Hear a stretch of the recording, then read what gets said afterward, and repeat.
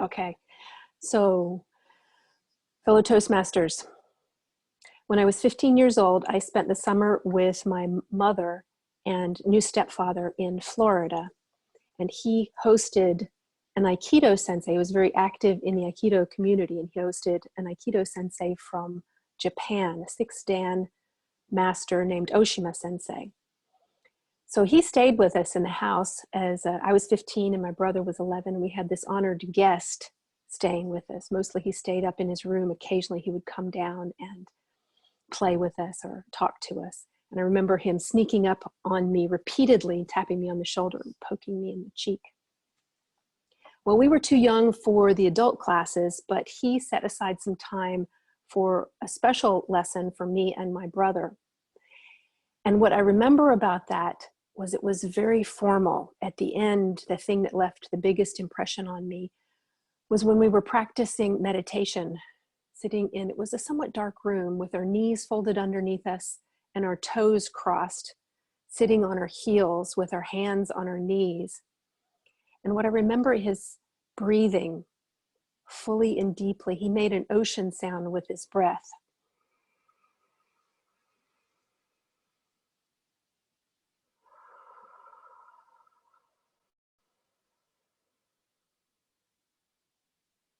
And he encouraged us to breathe along with him. But what I remember was that his inhalations were so long, there was no way I could match it.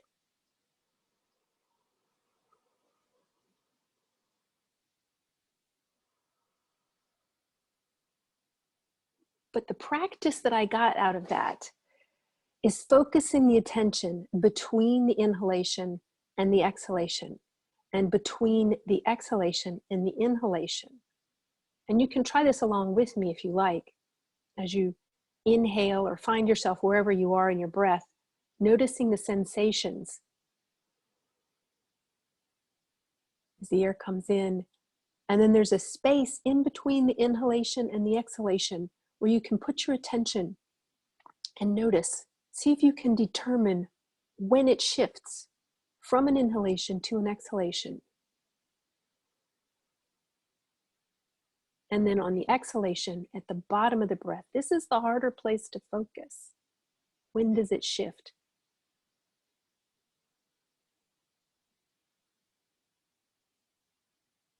And you'll notice as you're breathing through this cycle of the inhalation and exhalations, there'll be certain places where the breath moves more smoothly, where it moves faster, where it moves more roughly.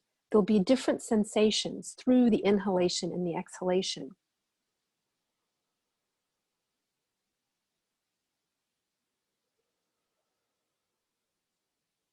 And mastering this breath is a lifelong practice, but working with it is profoundly helpful for so many different things. It helps with the focus in the mind, it helps with calming.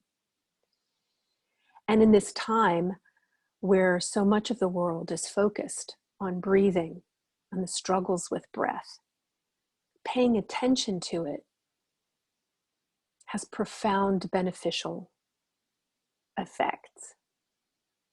On the exhalation, on the expiration, you'll notice that there is a tendency for there to be fears coming up.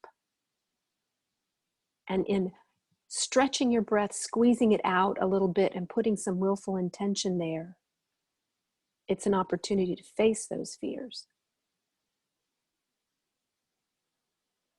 And on the inhalation, stretching the capacity helps to embrace our life force, our life experience. And this practice, you can simply do it just for 3 full breaths.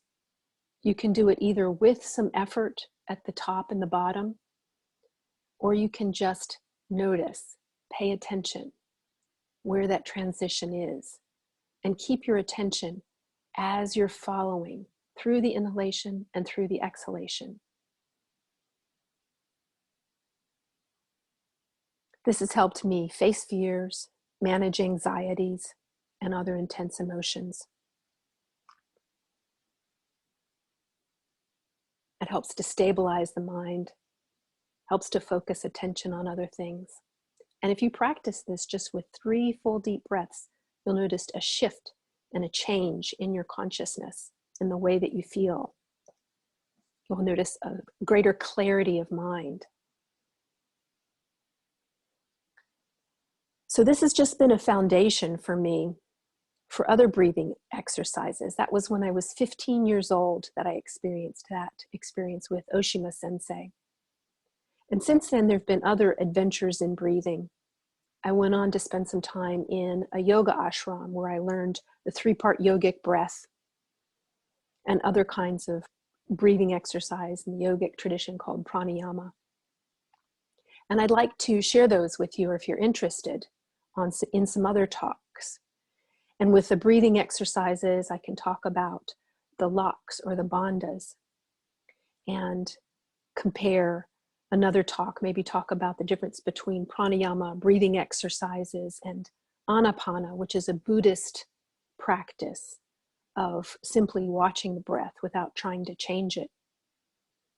Some people have used this circular breath with a little variation on it, where they inhale and hold it, and then exhale and hold it, and then inhale. They call it a square breath.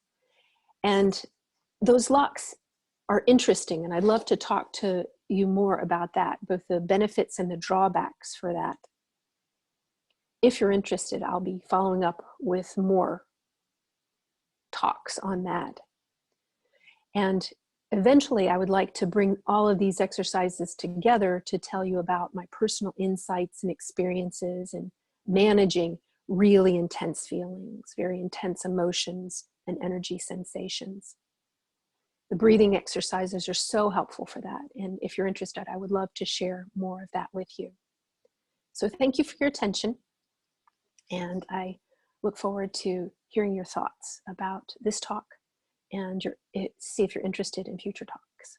Thank you, Toastmasters. Thank you, Leah.